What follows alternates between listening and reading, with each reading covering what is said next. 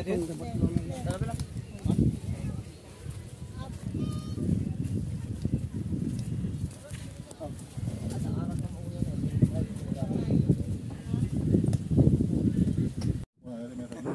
ang buhay ng mangingisda.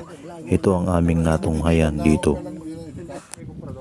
Madaling araw pa lang, pumapalaot na sila hanggang sa nakarating sila ng ganitong oras, alas 2.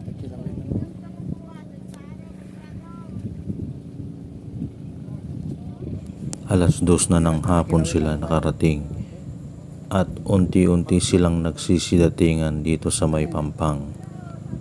Halos 30 milya ang layo ang kanilang nilakbay sa pagkukuha ng Baraniti at tulingan o dumadara sa Ilocano, guys. Kaya eto na sila.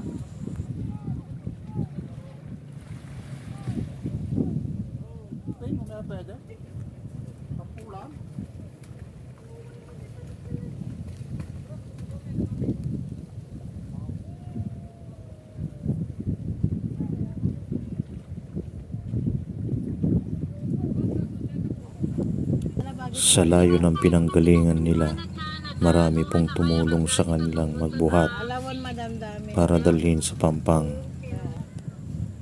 Ayan, karamihan yan mga binata upang tumulong sila sa pagbubuhat ng isda.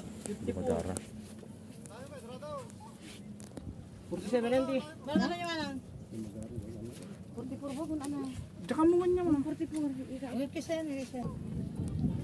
Brad, sekali dulu yan. Dali. Wala siyang malaki. Ito naman ako, guys.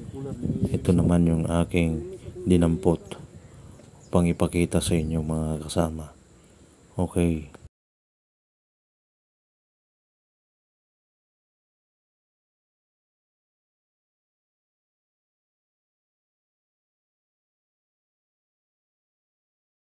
Dal